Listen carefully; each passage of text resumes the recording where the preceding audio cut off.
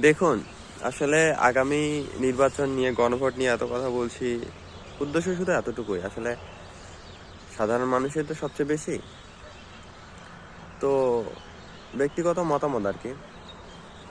এই নির্বাচন গণভোট নিয়ে খুব বেশি লাফালাফি ঝাপাঝাপি করিয়েন না, বিশেষত সাধারণ মানুষ যারা। কারণ দিন শেষে আপনি যা তাই, মানে কামলা, দিনমজুর, শ্রমিক, কৃষক, মানে যেটা যে অবস্থায় আছে সাধারণ মানুষের কথা বলছি, যারা অফিসার বলতে কর্মকর্তা, কর্মচারী, সাংসদ, তারপরে হচ্ছে যে আরো যারা যারা আছেন আর কি, আসলে বলে তো শেষ করা যাবে না। তাদের হয়তো অনেক সুযোগ সুবিধা হতে পারে, বিশেষত যারা হঠাৎ করে ক্ষমতার পট পরিবর্তনের কারণে বিশেষত অর্থনৈতিক বিভিন্ন সুযোগ সুবিধা পাবেন, ধর্মীয় সুযোগ সুবিধা পাবেন, রাষ্ট্রীয় সুযোগ সুবিধা পাবেন, তাদের সুবিধা।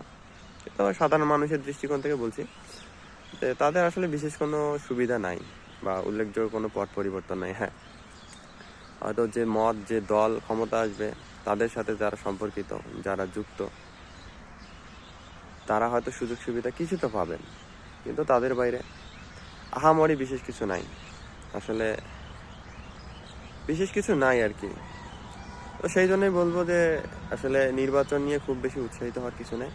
যদি সম্ভব হয় নিজের যে লক্ষ্য বা উদ্দেশ্য আছে, যেটা আপনার মনে হয় যে আপনার হয়তো অর্থনৈতিক, সামাজিক, পেশাগত, ব্যক্তিগত উন্নয়ন ঘটাবে, সেগুলো নিয়ে কাজ করেন, সেগুলো নিয়ে পড়েন, চেষ্টা করেন, লেগে থাকেন। আসলে নির্বাচনের থেকে ওগুলোতে আপনাদের উন্নতির সম্ভাবনা বেশি। আর সেই জন্যই মূলত বলা যে সেগুলোতে মনোযোগ দিন, সেগুলো নিয়ে কাজ করেন।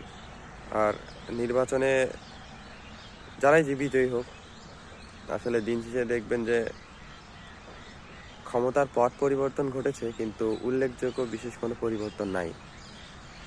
বিশেষত আমি তো দেখতেছি যে আসলে চাঁদাবাজি, খুন খারাপি, ক্ষমতার অপব্যবহার, দলীয় স্বার্থ ব্যবহার, এগুলো তো আসলে থেমে নাই। হ্যাঁ, আগে হয়তোবা একদল করেছিল, এখন হয়তোবা কারা করতেছে সেটাও স্পষ্ট। প্রশাসনের বিভিন্ন হয়তো দলীয় চাপ থাকতে পারে বা আদার সমস্যাও থাকতে পারে, কিন্তু হচ্ছে তো এরকম। তো সেই জন্যই বলবো যে গণভোট হোক বা জাতীয় নির্বাচন, আপনার পছন্দসই মানুষকে ভোট টোট দিচ্ছেন, ইয়া করতেছেন, করেন। আসলে বললেই তো আর অনেক কিছু বদলানো যায় না, কিন্তু নিজের লক্ষ্য বা উদ্দেশ্যে মনোযোগ দেন। কারণ দিন শেষে এসব খুব বেশি আপনার উন্নতি করবে বলে আমি অন্তত মনে করি না, অন্তত দেখি নাই তো।